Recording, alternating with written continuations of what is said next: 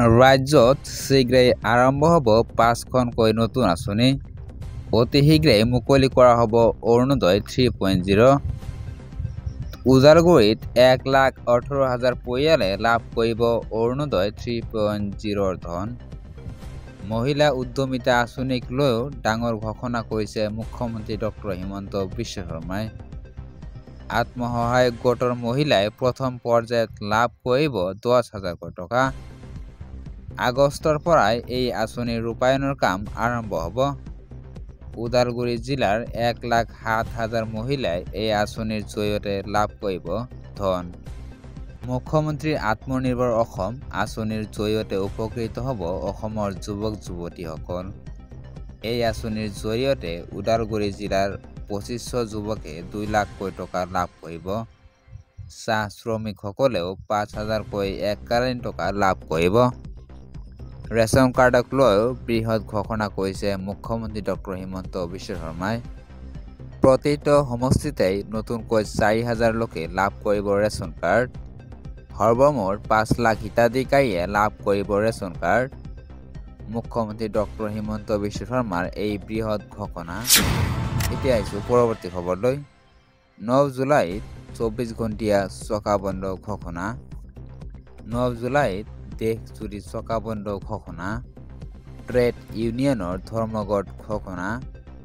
৯ জুলাইত ২৪ ঘণ্টাৰ বাবে চকা বন্ধ ঘোষণা। পুৱা ৫ বজাৰ পৰা বন্ধ থাকিব সকলো বাহনৰ চলাচল। বন্ধ থাকিব সকলো চৰকাৰী বেচৰকাৰী স্কুল কলেজ দোকান পোহৰ।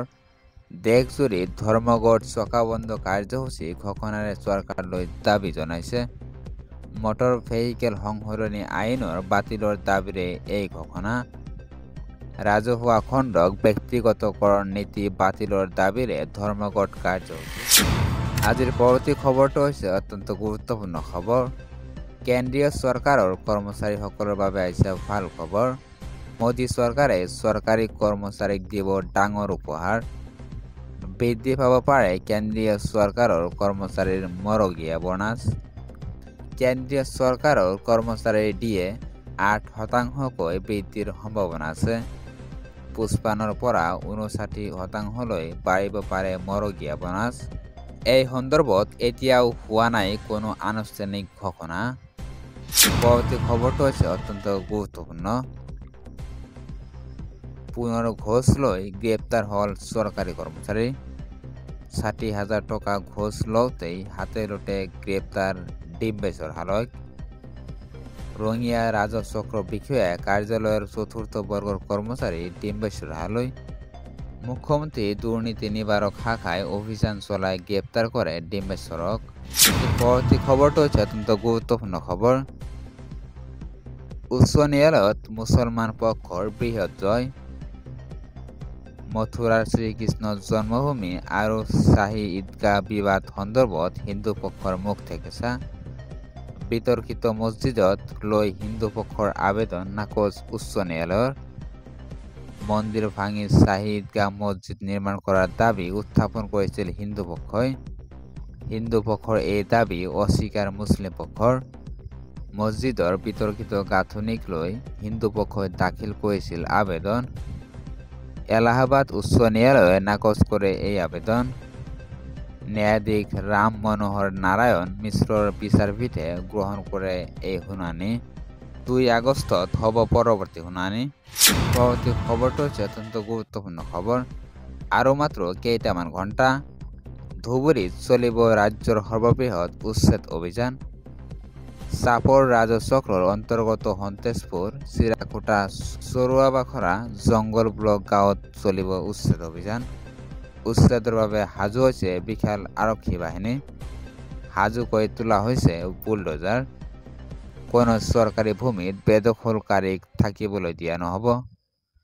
আলমগঞ্জ প্ৰথম খণ্ড, দ্বিতীয় খণ্ড, চতুৰ্থ খণ্ডৰ লগতে পঞ্চম খণ্ড, ষষ্ঠ খণ্ড, সপ্তম খণ্ড, নৱম খণ্ড আৰু বাঘমাৰা আদি গাঁৱৰ ভূমিত চৰকাৰে চলাব উচ্ছেদ।